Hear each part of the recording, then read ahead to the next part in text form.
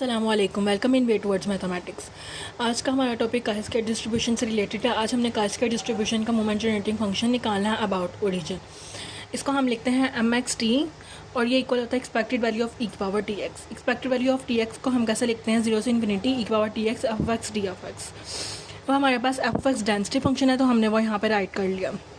0 से इन्फिनिटी ई की power T x 1 divide by 2 की power new by 2 gamma function of new by 2 x की power new by 2 -1 ई की power -x/2 D of x. अब हमारे पास 2 की power new by 2 gamma function of new by 2 मेरे पास constant term है, तो उसको मैंने बाहर निकाल लिया। अंदर मेरे पास इंटेग्रल में बचेगा 0 से इन्फिनिटी एक्स की पावर न्यू बाई 2 -1। अब ई की टर्म मेरे पास यहाँ भी है और यहाँ भी है, तो हमने इसको कंबाइन करके लिखना है। कंबाइन करके इसमें एक्स इसमें भी है और इसमें भी एक्स, दोनों में कॉमन है, तो मैंने अब -x बाहर कॉमन ले लिया। तो बाहर मेरे पास आ जाएगा अंदर 1/2 और कॉमन लेने की वजह से यहाँ माइनस आ जाएगा -t, तो यह आ जाएगा माइनस ई की power -x 1/2 -t D of x. अब हमने यहाँ पर गैमा फंक्शन बनाना है। अब हमने यहाँ पे गैमा फंक्शन बनाना है। तो गैमा फंक्शन हमारे पास कैसे होता है, ये जो मेरे पास ई की पावर में होता है ना, वो मेरे पास यहाँ नीचे भी होना चाहिए। अब नीचे मेरे पास जस्ट एक्स है, ये वाली टर्म नहीं है, तो हमने इस टर्म से मल्टीप्लाई भी करवा दिया और डिवाइड भी करवा दिया।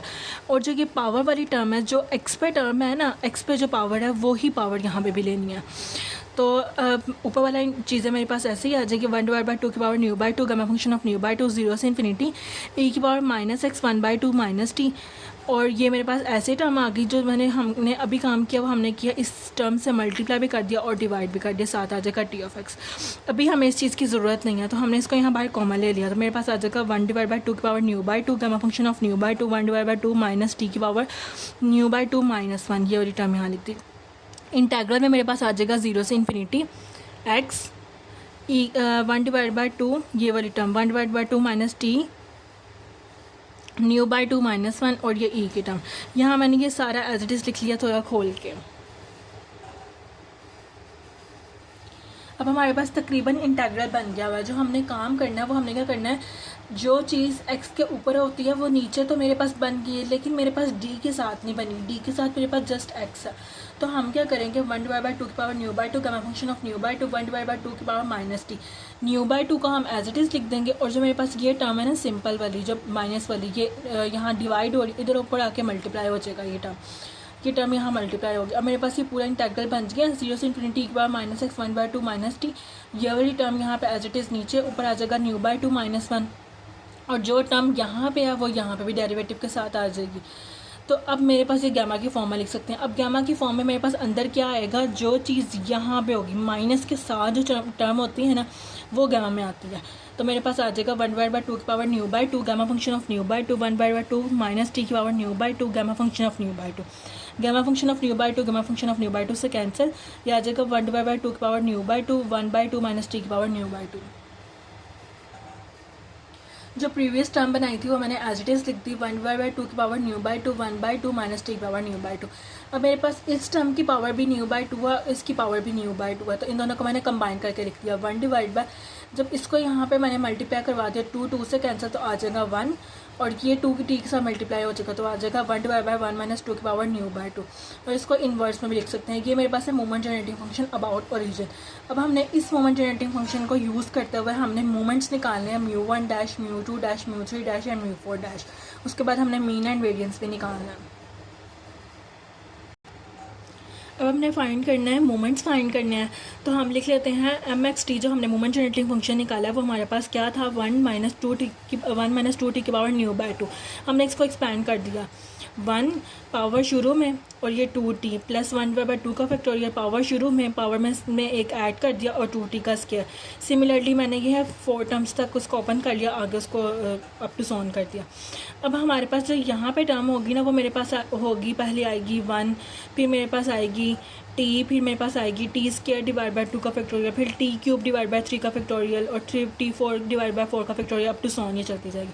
तो हमने क्या किया, यहाँ पे हमने कोफिशिएंट्स को कंपेयर कर दिया। जो मेरे पास कोफिशिएंट्स हैं TR डिवाइड बाई R का फैक्टोरियल, यानी कि पहले हमने t को कंपेयर कर लिया, फिर हमने t² डिवाइड बाई 2 का फैक्टोरियल, फिर t³ डिवाइड बाई 3 का फैक्टोरियल, फिर t4 डिवाइड बाई 4 फैक्टोरियल, इनको हमने कंबाइन कर लिया। कंबाइन करके जो मेरे पास फॉर्म बन रहे हैं मैं आपको बताती हूँ।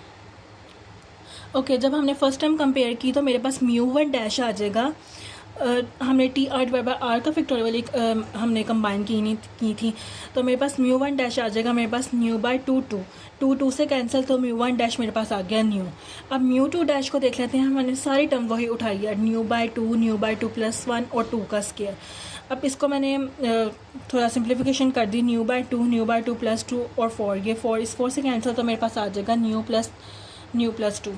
उसके बाद हमने फिर सेकंड टर्म को जो हमने खोला तो आ जाएगा म्यू थ्री डैश आ जाएगा मेरे पास nu by two plus one, nu by two plus two और टू की क्यूब। इसको हमने सिंप्लीफाई कर दिया, nu by two plus two, nu by four plus two और टू की क्यूब। इस साइड से कैंसिल, तो मेरे पास म्यू थ्री डैश आ जाएगा न्यू प्लस फोर। सिमिलरली हमने म्यू फोर डैश को भी हमने लिख लिया, nu by two plus one, nu by two plus two, nu by two plus three and T की पावर फोर। तो इसको सिंप्लीफाई कर लिया, nu by two plus two, new plus four divided by two, new plus six divide by two की power four. अब ये to की power four से कैंसिल, तो मेरे पास आ जाएगा mu four dash new plus two, new plus four, new plus six. अब हमने इसका मीन एंड वेरिएंस निकालना है, तो मीन हमारे पास कैसे निकलता है, ओके अब मीन मेरे पास होता है म्यू वन डैश, तो म्यू वन डैश मैंने ऊपर निकाला था न्यू, तो मैंने उसी को रिप्लेस कर दिया यहाँ पे। अब वेरिएंस मेरे पास होता है mu two dash minus mu one dash का whole square. Mu two dash मैंने ऊपर निकाला था न्यू प्लस टू, तो ये यहाँ पे रिप्लेस कर दिया, और म्यू वन डैश मेरे पास क्या था न्यू, तो न्यू का स्क्वायर, इसको सिंप्लीफाई कर दिया, न्यू का square plus two new minus new का स्क्वायर से कैंसिल, एंड वेरिएंस मेरे पास आ गया टू न्यू। यह हमने मोमेंट जनरेटिंग फंक्शन निकाला पहले, उसके बाद हमने म्यू वन डैश निकाले, यानी कि मोमेंट जनरेटिंग अबाउट ओरिजिन निकाले, उसके बाद हमने मीन एंड वेरिएंस फाइंड किया। तो ये बहुत ही इंपॉर्टेंट टॉपिक था, पास्ट पेपर्स में क्वेश्चन आए भी हुए हैं कि मोमेंट जनरेटिंग फंक्शन के थ्रू आपने मीन एंड वेरिएंस फाइंड करना है। तो ये मैंने आपको समझाया, उम्मीद आपको अच्छा लगा होगा। Thank you.